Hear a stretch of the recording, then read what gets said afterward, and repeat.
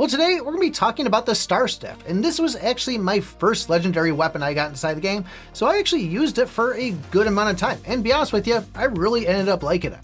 But this isn't one of those weapons that you'll see on everybody's top tier list, but still, it can do a good amount of damage. The big thing we want to focus on this is going to be those elemental skills and also our rage skill. And the fact that basic attacks will add 25 rage, it's not a bad idea to go for combos or counters if you happen to see them. Now, like the other videos, I said use a revival cape if you are going to be doing the PvP, the quick battles, and I always said go and use the dragon breath if it's going to be things like chapters. I did, however, though, say use it on the seal battle or the guild battle, and Dalton made up a good point here of we're not taking a lot of damage, so if you have one, go ahead and throw a tunic on to get the extra attack percentage. Another key factor with the Star Staff is it will give additional burn damage and fire damage, and I typically will go in with the Sky Flame Ring. I don't usually go two of them because the second one I like to have a Judgment Ring on to get those additional stats. Just note that whenever you are working with burn stacks inside the game, they typically max out at 3 unless you get that Pyromancer skill, which can be hard to get given that it's a mythic. If you do end up getting it though, it does feel absolutely broken.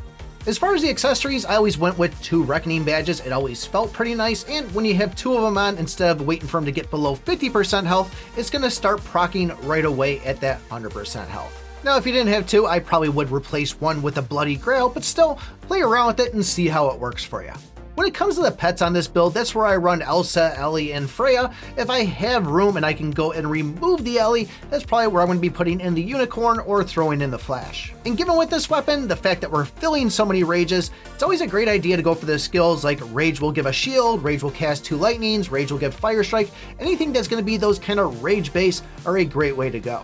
Now, when I originally started playing with this, I didn't have these heroes added, so I went in today. The Knight of the End still seems like one of those ones that's going to be needed. And the Flameheart Succubus is probably going to be the second best one to help amplify those skills.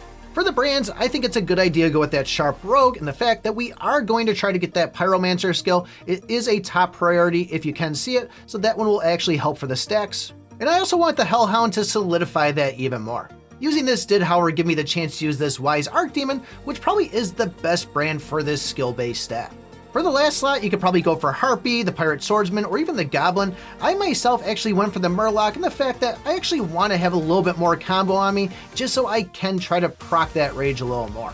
When it comes to the mount, the Sphinx might look better in the fact that you see that skill crit right in there. However though, I actually lean more towards the Luminous Dragon, because by the time round 4 hits, you're going to have a higher chance of a crit, and you're going to be getting some crit damage. So either will still work good for you. I did try going in with Diego just for that extra combo on it, but I think really I like Luminous on this one. For the advanced artifact, I really like the Spear of Thor on this. However though, you do got to make sure you're building some bolt inside there, otherwise you're really not going to be doing too much of this. But the fact that you are going to be getting extra skill damage once this procs, it really does seem to make a difference.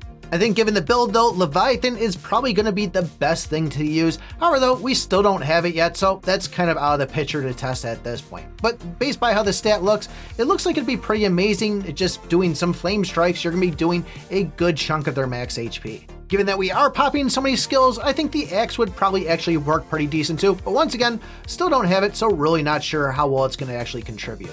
So this weapon really isn't going to be contributing to any type of lifesteal on it, so you do want to make sure you are grabbing some heals or something to at least bring your health back up. But the downfall of this is you could spend all the time in the world grabbing as many of these fire strikes as you can to never see that Pyromancer, which makes it one of those things where a lot of people don't use it for that reason.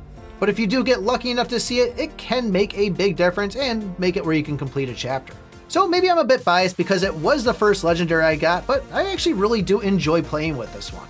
But if you guys are a low spender or free to play and want to know which the best S-grade weapon you should be going after, take a look at this video right here. Thanks for watching, and remember, I pick my butt.